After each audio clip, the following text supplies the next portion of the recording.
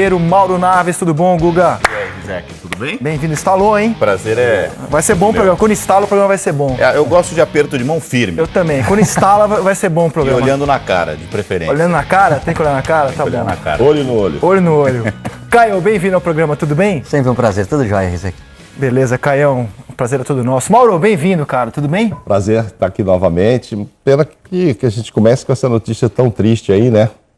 Sexto jogador que mais vezes vestiu a camisa da seleção brasileira, 108 jogos. Duas Copas. 130 e tantas convocações, experiência, 35 anos, se não me engano foi o 38º título que ele ganhou na carreira, no jogo que ele se machucou, né? Quer dizer, vitoriosíssimo, experiente, chance de ser capitão da seleção brasileira, chance enorme dele ser o capitão, enfim.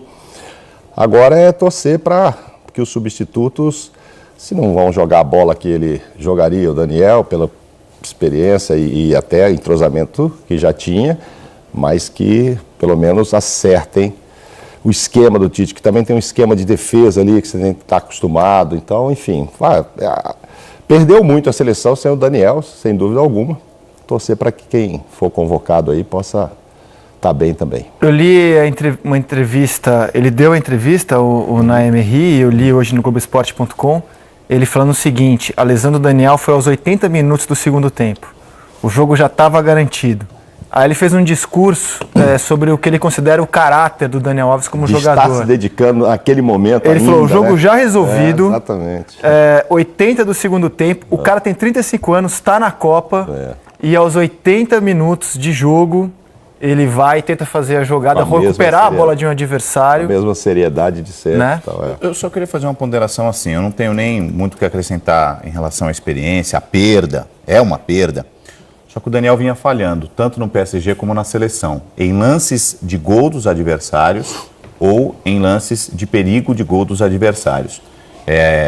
Eu levaria o Daniel para a Copa por tudo isso citado pelo Mauro.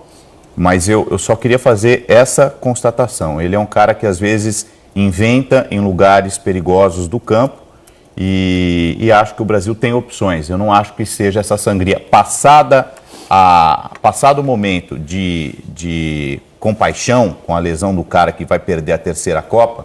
Eu começo a olhar para frente e não acho que seja uma perda comparável à do Neymar, do Coutinho, de jogadores que fazem a diferença e que têm mais estabilidade, estão vivendo um momento mais estável na carreira como desempenho. Uau, hein? Opinião do Villani. E vocês concordam com a opinião do Villani? Eu acho que perde sim, perde bastante. Concordo que ele andou falhando algumas coisas, mais até pelo clube do que pela seleção, mas, como eu disse, é o cara que é provavelmente ser o capitão da seleção brasileira. Então também tem o lado de fora, tem a amizade, né, dele, tem a amizade dele com o Neymar, colocar o grupo para cima, tem vários aspectos aí que com certeza o Tite deve estar muito chateado nesse momento. E essa seria a Copa dele, né? Porque em 2010 ele foi reserva do Maicon. Em 2014 chegou a perder a posição para o Maicon também na Copa. A gente não teve um lateral titular, os dois jogaram e não jogaram bem. E essa seria a chance do Daniel Alves, que é o jogador com mais títulos no futebol mundial, ter uma Copa à altura do que foi a carreira dele. Ele ainda não conseguiu fazer uma Copa. E a gente pediu para o Muricy e para o Caio fazer uma análise para a gente dos laterais que podem ser chamados na segunda-feira com esta notícia de que Daniel Alves está fora da Copa. Por exemplo, o card do Danilo na avaliação do Muricy Ramalho. Ele avaliou super bem o Danilo, lateral do City. Apoio, o Danilo teve quase que nota máxima. A nota máxima é 5, o Muricy deu 4,5 para o Danilo. Marcação 4, experiência 4 também e versatilidade 4. São os itens que a gente destacou. Outra opção é a do Fagner, jogador que vem sendo convocado pelo Tite. Apoio 4, marcação 4,5, experiência 4, versatilidade 4. Reparem que a média do Fagner e do Danilo ficou idêntica na avaliação do Muricy. Muricy fez também um card do Rafinha, lateral do Bayern, que ficou abaixo. E acho que ele está abaixo, na minha opinião, também desses jogadores. E o Muricy avaliou assim, o Rafinha. Apoio 4,5, marcação 3, experiência 4, versatilidade 4. E o Caio Ribeiro avaliou pra gente o Fabinho, jogador do Mônaco, que está jogando nesse momento mais como meia. Aliás, está jogando como meia no Mônaco.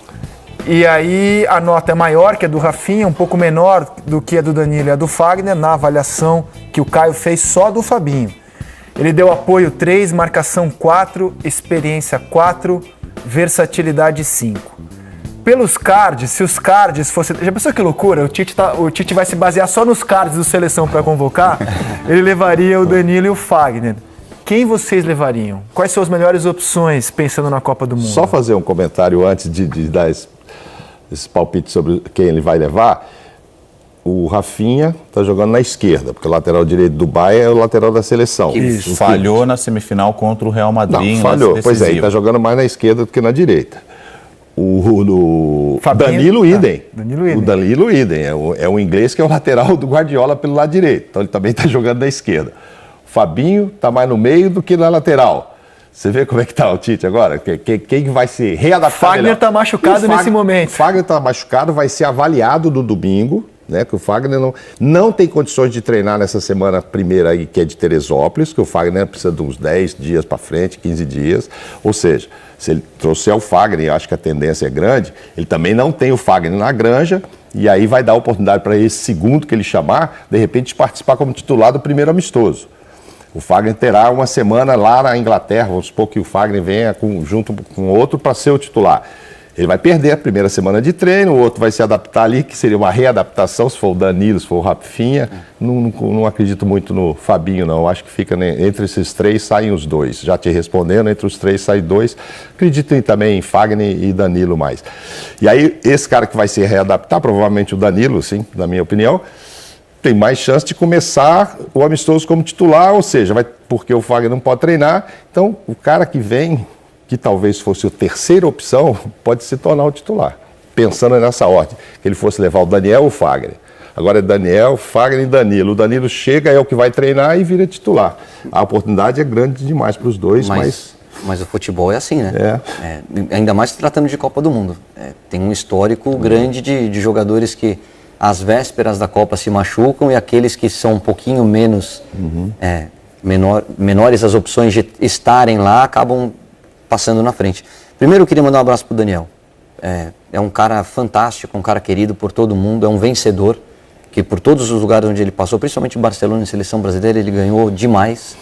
E a dor que ele está sentindo pelo corte é maior do que a dor que ele está sentindo com a lesão no joelho. Isso eu não tenho a menor dúvida.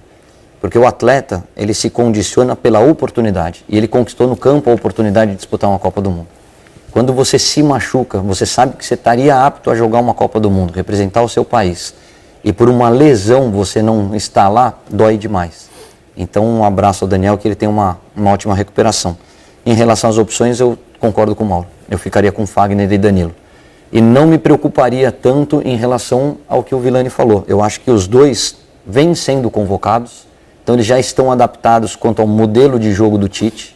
São dois jogadores aí, tanto o Danilo como o Fagner, que não tem a qualidade ofensiva que tem o Daniel Alves, mas que te entregam atrás.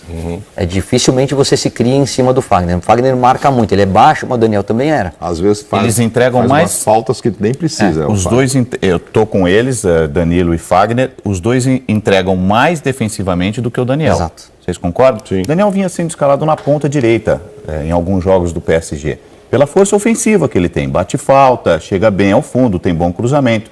Agora, essas falhas defensivas, sempre em troca de passes, numa zona perigosa de contra-ataque do adversário. Então, eu acho que defensivamente o Brasil pode ganhar. Ainda que seja uma perda pela liderança, pela experiência, pelo que ele ataca. Eu só não acho, passado o momento de compaixão, é um momento muito dolorido para o jogador e de susto para todos nós. Todo mundo escalava de imediato o Daniel como titular da seleção.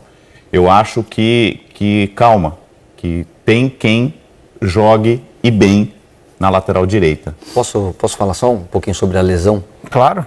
Eu operei os 2 joelhos, operei os 2 cruzados e tenho que fazer uma terceira artroscopia agora. Quando você tá bichado, Caio? Problema de peso, né, André? O joelho é só uma consequência daquilo que eu como, entendeu?